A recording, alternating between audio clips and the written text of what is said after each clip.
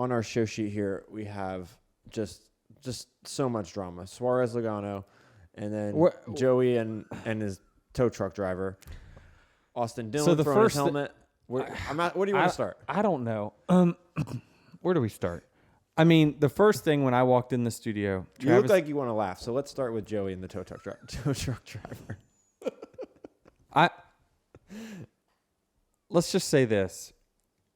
I'm not going to play the audio because, again, his sponsors might have, words to say, or his team, and it's just not a great look. So I won't play it. But there is in-car audio out there if you really, really want to investigate. That's f***ing hilarious. I mean, it's hilarious because it's not me. I understand in his moment, he's like, there's nothing wrong with my car. Just hook me to the tow truck. And he starts getting pushed and he loses his brain and starts yelling at the official to hook up the fucking tow truck. And then I guess as the officials are walking away, he's mumbling or screaming to himself about the official. And it's just, it's funny because it's not me, but I can empathize with his position because now I think he did having significant left side damage. But I looked at his car. I'm like, well, and I asked over the radio, I said, Chris, why is he not just driving? And he's like, I think he's beached. I think he has all four flat and he can't move.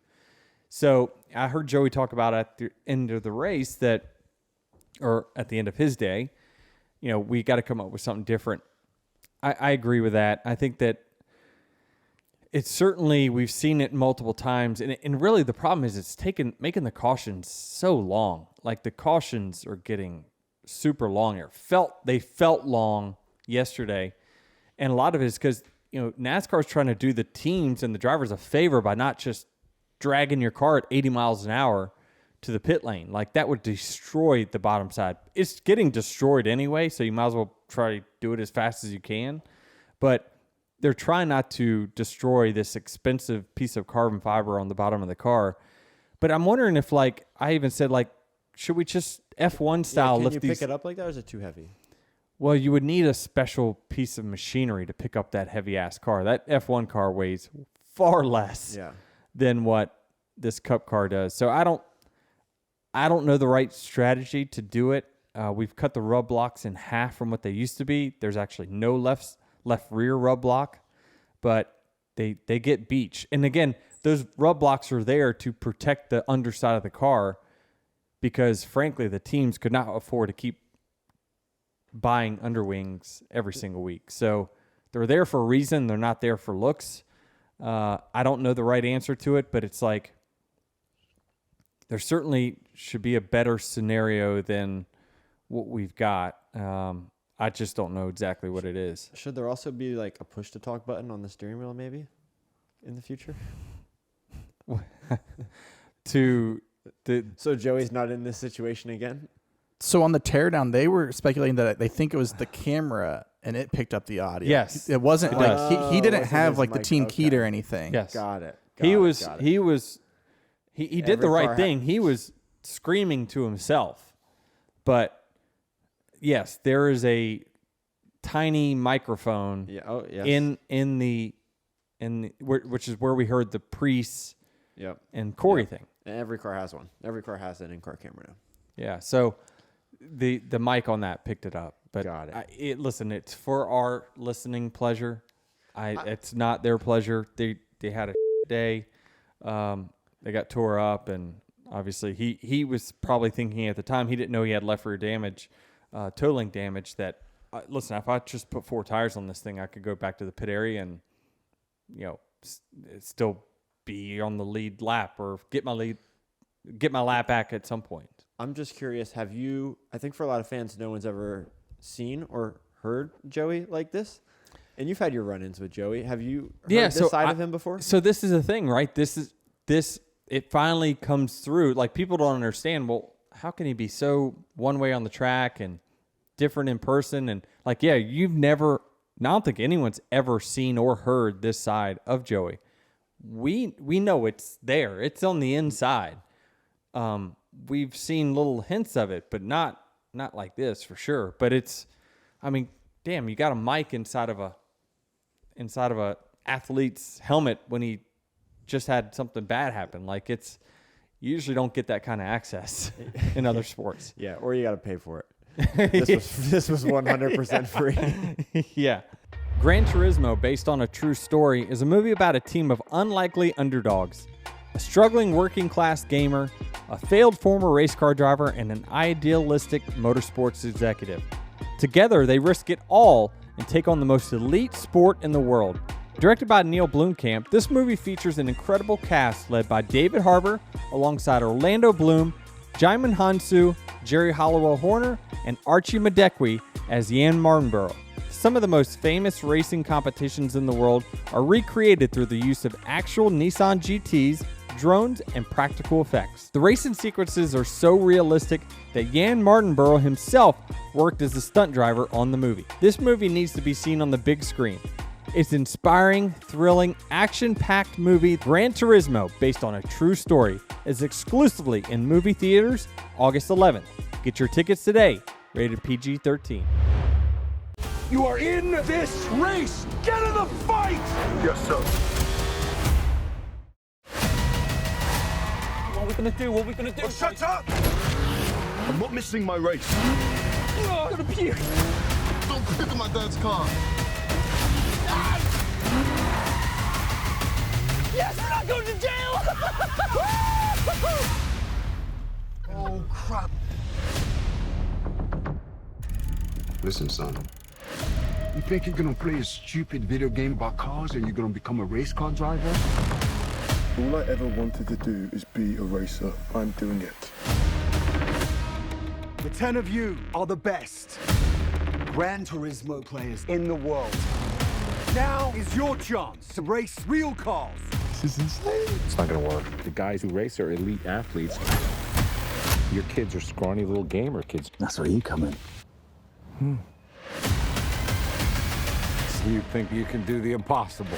I'm here to prove that you can't. You get tired, you get sloppy, you get hurt, and you lose races! You puked on my lawn. I know what I'm doing. I'm not afraid. I've raced this track 1,000 times in the game. Let me drive it my way. That was actually pretty great. We have a newcomer this year. His presence is shaking the foundation of the sport. Since the major leagues. The other drivers, your pit crew are going to hate you. Much easier with a joystick, isn't it? I can't see anything! I'm not sure if I can do this. Most people can't. I got a feeling you're not most people. If I lose more than just a race. So I'm not gonna quit. You've got to prove to everyone that you belong. You've raced it, like 1,000 times. Now you just gotta do it in real life. Gran Turismo, based on a true story. But I won't stop now.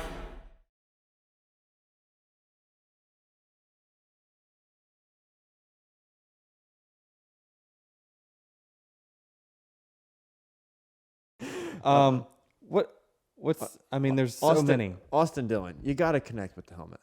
You got to connect. I saw some people were saying the throw was weak. Throw was weak. But also, did you see Reddick? I'm not sure if he was cleaning his tires or just swerved at the right time. He kind of dodged it. It looked like it a little So bit. I didn't see it. Carry me through the next minute while I look at this. His Denny's problem. gonna pull up his note here and click on a link that's gonna bring him to a Twitter video. 80's problem was, I don't know if he's not like, has he gone hunting before? He aimed for you got to aim forward. The car's moving. Like, that's correct. It's a moving target. target. You got to. No, Austin 80. Oh, and he bounced it in. Yeah, he's trying to throw a bounce pass. I don't know how he threw it. Like how it was bad. Listen, helmet's kind of heavy though. Yeah, and if you're throwing it by the That's expensive. I mean, Pop. You're effectively ain't gonna like that helmet bill. You're effectively taking a wad of $5,000, right, and throwing it at Tyler Reddick, essentially. Yeah, paint scheme all included for sure. Yeah, but I mean, at the time, he's probably so hot he don't really give a shit. That's why I took my Hans off when I chucked it at Harvick at Bristol after he wrecked me there. I was like, helmet. No, let me unhook this thing real quick. And it's way easier. It's like a boomerang. You just kind of, the helmet, a little heavier. Yeah, not a great throw, but it's an awkward object to try to throw. I disagree with the weak throw. I mean, he bounced it in, but it had velocity on it. So I'm going to give him, he's got a baseball background. I think he was part of the Little League World Series at one time. He's clearly didn't play shortstop. But yeah, in that wreck, I'm looking at the wreck too. I don't know. People are going to think I'm such a homer, right? I mean, because I'm sticking up for Tyler here, but it's like the 3 came down. From what I can see, unless there's an angle that's kind of messed up here. I mean, clearly Dillon was so upset that he thought he just got ran over. So if it helps you, the broadcast defended Tyler too. You're not like okay. Honest. It looks weird to me. I'm like, well, wait a minute, why is he going so low? But it's really hard to say because that is the worst spot for the spotters to try to spot is into turn 1. They're guessing. Spotters are guessing. They're telling you, but they don't have any idea going into turn 1. All they see is the back of the cars, and they don't know if you're clear or not. Like if it's close, it's on you. You got to use your mirrors for sure into turn 1, which sometimes is why the restarts are so crazy like they were. Which is why you saw the Suarez Logano wreck, it happened because people were changing lanes and they didn't know that someone was there. So yeah. It just that happens at that racetrack. Well, we saw that too in the Xfinity race, right? With Josh Berry coming back up the track, not knowing how close whoever was there, and they made contact. The other incident we had was Ryan Preece and Corey Lajoie, apparently. Again, that's another one I did not see. Like, all I saw from that was the I'm sure it's going to be, I mean, there'll be video. NASCAR has all these in-car cameras. So they're going to post the dash cam from Corey probably today. If they haven't already. Yeah, but Preece was hot. I mean, he was hot at Lajoie. So there must have been something that he thought was egregious. Speaking of egregious, did Ty Dillon just flat out dump the 14 of Briscoe? It looked not great. But again, TV is so hard to go back and, well, hey, let's go back 2 laps and figure out where this all stemmed from. They got a lot of going on. By the way, I mean, I know I'm bouncing around, but NBC's production is so freaking good. Like, they even laid out the strategy on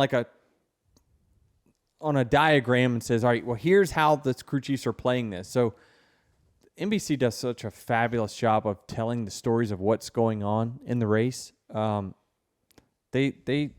can't give them enough credit for what they do and how they call races and breaking it all down for everyone.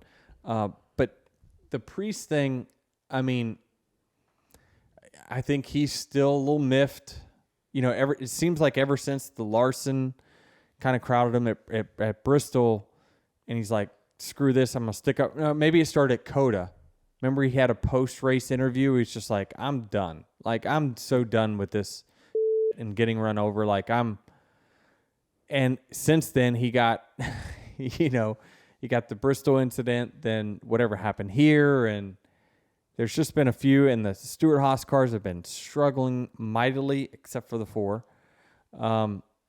It's just been a tough season for him, and I think that that all plays a factor in reactions after races and when you get spun out. But we'll get a look at it later today, I'm sure, to see how egregious it was. But whatever it was, he was pissed at Lajoie. I saw Lajoie's crew members come and pull him off, which yeah. I mean, I don't know. I guess if it's my team, they should do that. But I know that NASCAR frowns upon the team going to the car too quickly. Well, yeah. Well, people are always saying, "Oh, NASCAR knows these things are happening. How do they have that guy there ready?" They did not know this one was going to happen. Yeah, no, they were not. Oh, prepared. I was going to say, I thought you were going to tell me that gold shirt security man was on the scene. No, I'm watching the video here. Nowhere to be seen. No, the only gold I see is Corey's helmet when he gets out of the car.